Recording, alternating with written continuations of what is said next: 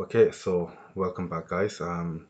Today I'm going to be doing a quick pre-match analysis for the match against Getafe. Um, so as you can see on the screen behind me, this is the starting lineup. It's quite interesting. Um, we have a lot of injuries at the moment, so that's a big shame. So what Ancelotti looks to have gone for today is going to be a 4-4-3 slash 4-4-2 by the looks of it. Um, I'm not happy that Rodrigo is being rushed back after the injury because this has happened a lot in the past where we've had a player out through injury, but the second they're fit, they're rushed back into the team, and they usually end up picking up another injury not long after. But I am happy to see him back. He's a big player for us, and I think it will also help Mbappe a little bit today because he's obviously like lacking confidence, and I just don't think the chemistry between him, Arda, and Brahim was quite there.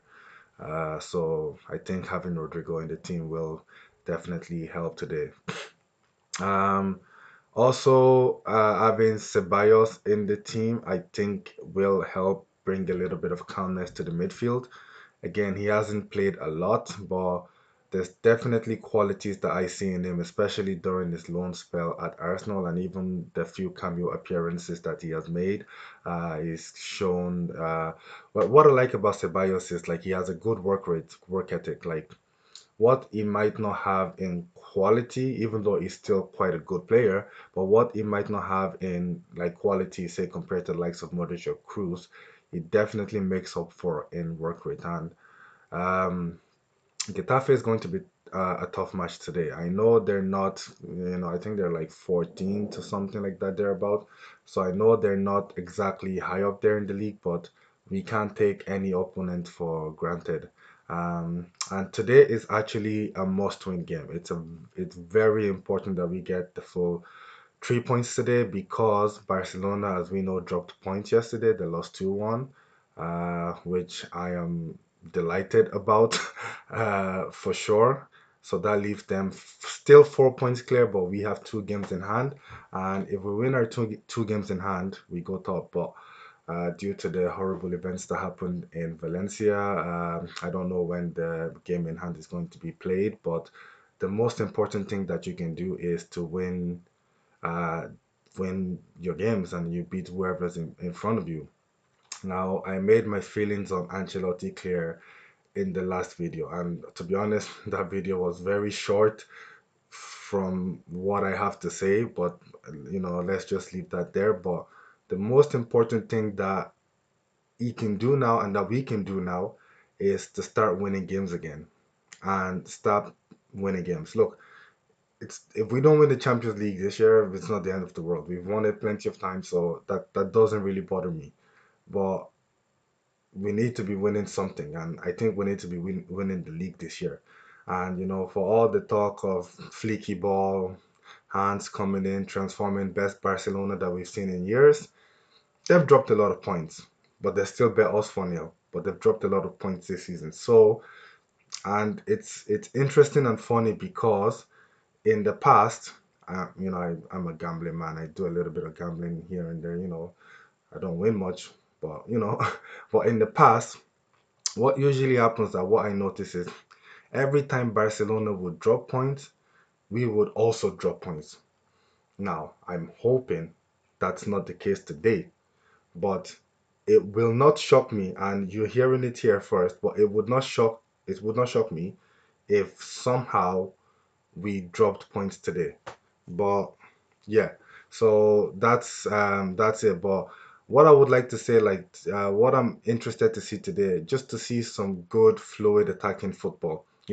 We should be beating teams like Getafe now. Football isn't guaranteed, and you're not guaranteed to win every match. I know that. But when you do lose, you want to lose, feeling like, okay, you know what, we lost that match. They were the better team. We could have played better, but we still played good. but we were just unlucky today.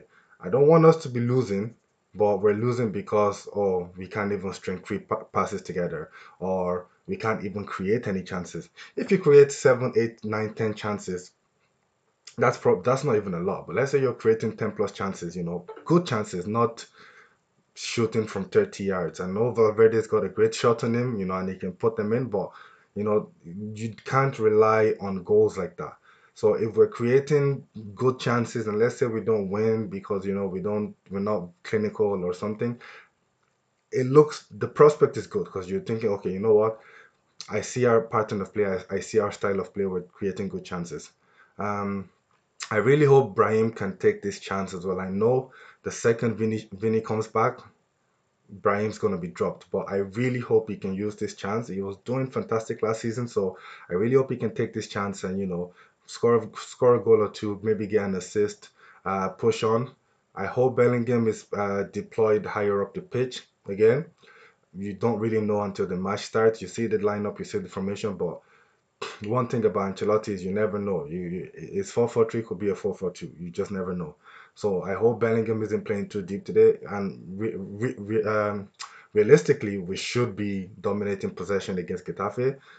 So hopefully Bellingham doesn't have to do too much defensive work. But these are not the matches that will determine for me personally, and it's not my choice, obviously, whether Ancelotti stays or go. I know that, but these are not the matches that will determine, the level of the team. You should still be winning these matches, but it's against the tougher opponents. It's against the Atletico Madrids, the Barcelonas, the Villarreal.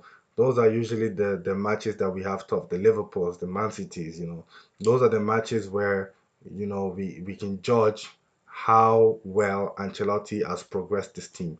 Having Carval out for the season. That's another big loss.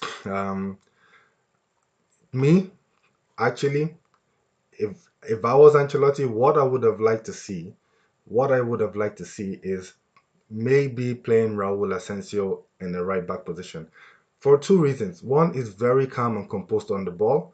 He's defensively is very aware, tactically is very aware, and secondly, he actually has pace. He can carry the ball, he can run, he can join the attack. If he had deployed Asensio on the right back position, move Rudiger to the right centre back, and play Mendy left centre back, and hear me out. Mendy is not the greatest fullback, but one thing people don't understand is what Mendy gives us is when Mendy plays, it allows Vinicius to worry a bit less about his defensive responsibilities. And Vinny is very good. He will track back. He will double up, especially if we're playing a team that's very possession heavy. If we're playing against Atletico, if we're playing against a team that's going to be tough, Vinny will come back and do his duties and help Mendy double up. But in general, Mendy is so good at locking down that fullback position on his own. But we saw against Liverpool, that was when Mendy got turned inside out by Mo Salah. That was brutal, almost like what Messi did to Boateng. Turned him inside out, made him do the Macarena. But yeah, what Mendy does is allow Vini to worry just a bit less about the defensive responsibility. But Fran is also good. Fran will make those overlapping runs. His work rate is very good. He's very quick, but he's not the best defender. So my original point was basically Mendy defensively is solid, and I think he would actually be a really good centre back. And it's funny because we have a player like that in David Alaba. Everyone remember Alaba was a left back, very quick, very electric, but over time he got converted to centre back. So why doesn't Ancelotti tinker? Try playing Mendy centre back because defensively he's very good. Maybe sometimes he can fall asleep when the team is pushing up. He's hanging back too much and playing a player onside. But those are things a good manager should be able to work on, should be able to teach a player. But his defensive quality is tall, he's strong, he's quick, his marking is very good, his tackling is very good. I would put him left center back. And then if you want to play Frank Garcia left back, then that's good. And at least that means Mendy doesn't have to worry too much about the attacking part of the game, and just focus on the defensive, which is excellent at already. And a centre back partnership of Rudiger and Mendy, it's to me personally, is terrifying. And that would give Raul Asensio an opportunity to get more game time, and we can drop Lucas onto the bench. I love Lucas. He's done a lot for us over the years, but it scares me every time this guy is on the pitch. Like he was a former right winger converted to a right back, so I get it. But for a team like Real Madrid that's looking to win titles, looking to be the best team in the world, like we need to make sure we have the best players in every position, and that's what I would do personally. But yeah, no, I'm really excited about today's game. Hopefully we win. And Hala Madrid, vamos, let's go. Cheers.